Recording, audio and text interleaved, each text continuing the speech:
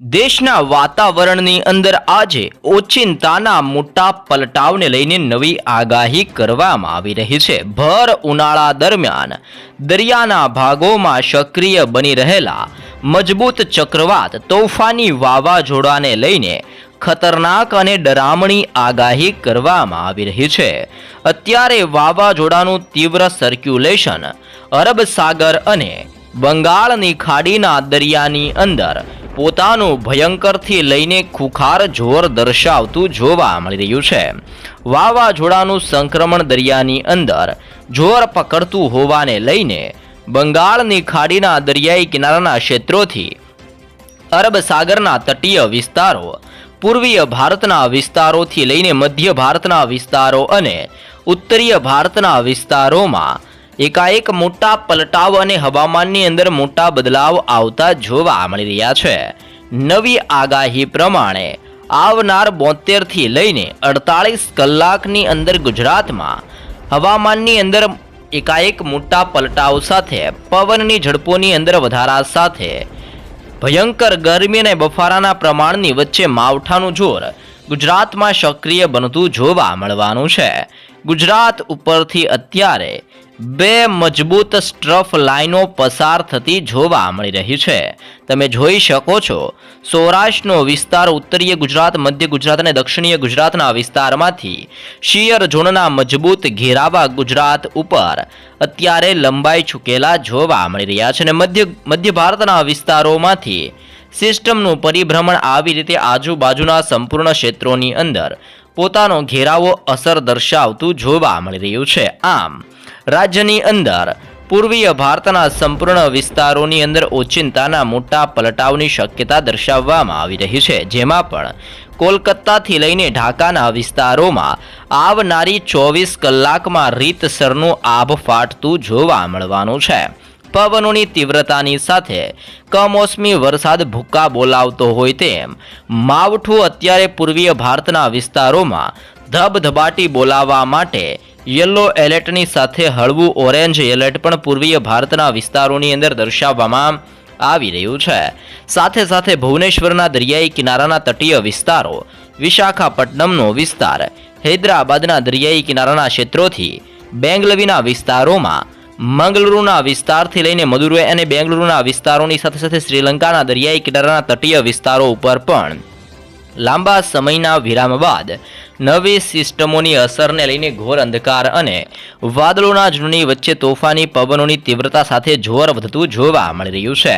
સાથે સાથે અરબ સાગરના દરિયામાંથી બદલાઈ રહેલી તોફાની પવનોની દિશા પણ હવે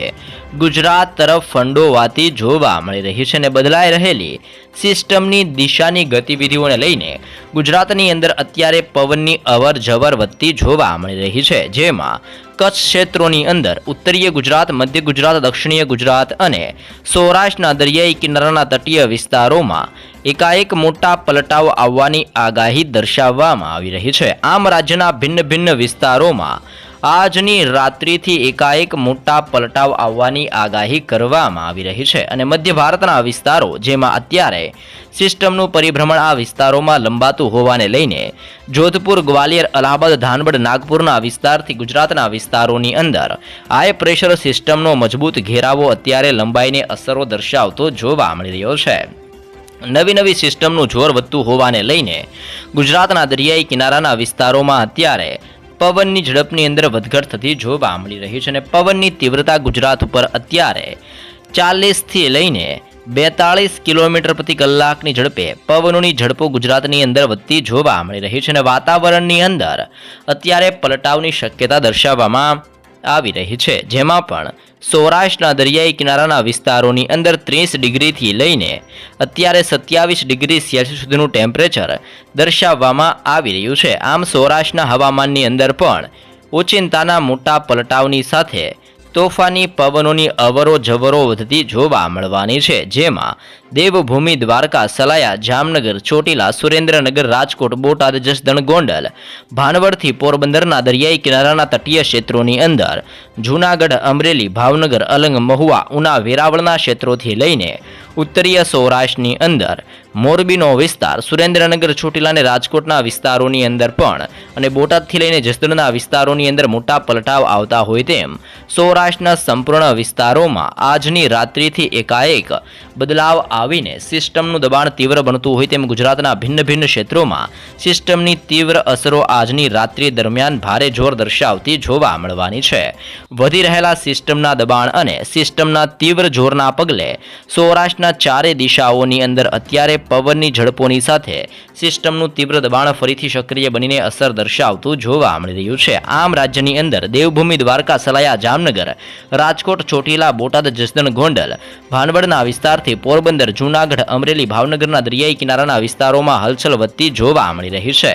આમ રાજ્યની અંદર દક્ષિણીય ગુજરાતના વિસ્તારોમાંથી પણ સિસ્ટમની સ્ટ્રફ લાઇન પસાર થતી હોવાને લઈને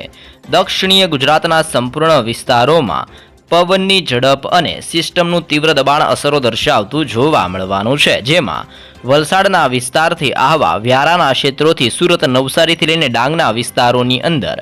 ભરૂચના વિસ્તારથી નર્મદા, રાજપીપળાના વિસ્તારથી આમોદના વિસ્તારોની અંદર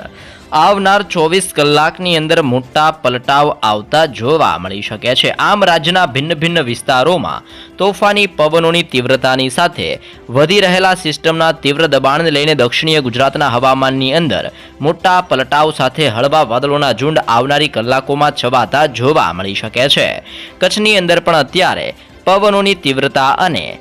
ઘોર અંધકારવાળા વાદળોના મજબૂત ઝુંડના હળવા પટ્ટા ઘેરાતા જોવા મળી રહ્યા છે. જેમાં લખપત, નળિયા, ખાવડ, બાડેલી, માંડવી, ગાંધીધામથી રાપરના ક્ષેત્રોની અંદર આવનારી કલાકોમાં હવામાન પલટાતું જોવા મળી શકે છે અને ઝાપટા સ્વરૂપીય કમોસમી વરસાદને લઈને કચ્છ માટે પણ પૂર્વાનુમાનને આગાહી દર્શાવવામાં આવી રહી છે. મધ્ય ગુજરાતના અનેક વિસ્તારોમાં હવાનું હળવું દબાણ અને વિઝિબિલિટીની અંદર મોટા પાયે વધઘટ થતી જોવા મળી રહી છે. જેમાં અહેમદાબાદ, ધોળકા, નડિયાદ, ખંભાત, વડોદરાના વિસ્તારથી લુણાવાડા, ગોધરા, દાહોદ, છોટા ઉદેપુર, ખેડા, પંચમહાલ, મહીસાગરના વિસ્તારથી બોડેલીના ક્ષેત્રોની અંદર આમ મધ્ય ગુજરાતના એકે એક પંથકોમાં આવનારી 3 કલાકની અંદર પવનની ઝડપો વધતી હોય તેવા દ્રશ્યો જોવા મળી શકે છે અને પવનોની તીવ્રતાની સાથે મધ્ય ગુજરાતના હવામાનની અંદર પણ હવે કમોસમી વરસાદનું નવું સંકટ અત્યારે મંડરાતું જોવા મળવાનું છે. ઉત્તરીય ગુજરાતના જિલ્લાઓની અંદર પણ અત્યારે ઘોર અંધકારવાળા હળવા તોફાની પવનોની તીવ્રતાવાળા વાદળોના નવા ઝુંડ ઘેરાઈને અસરો દર્શાવતા જોવા મળી રહ્યા છે. જેમાં થરાદ, પાલનપુર, ખેડબ્રહ્મા, રાધનપુર, મહેસાણા, હિંમતનગર આમ ઉત્તરીય ગુજરાતના સંપૂર્ણ વિસ્તારો જેમાં બનાસકાંઠા, સાબરકાંઠા, અરવલ્લી, પાટણ, મહેસાણા અને ગાંધીનગરના હવામાનની અંદર અવારનવાર મોટા પલટાવ આવતા જોવા મળી રહ્યા છે અને હાઈ પ્રેશર સિસ્ટમનું તીવ્ર જોર અત્યારે મધ્ય ભારતના વિસ્તારોમાંથી ગુજરાતના વિસ્તારો સુધી લંબાયેલું જોવા મળી રહ્યું છે. આમ વધી રહેલા સિસ્ટમના તીવ્ર દબાણ અને સિસ્ટમના તીવ્ર ઘેરાવાને લઈને ગુજરાતની અંદર સતત મોટા પલટાવ આવતા જોવા મળવાના છે. તોફાની પવનોની તીવ્રતાની સાથે ગુજરાતમાં કમોસમી વરસાદ અને માવઠારૂપી નવું સંકટ આવનાર 3 દિવસોમાં ગુજરાતમાં જોર દર્શાવતું જોવા મળી શકે છે.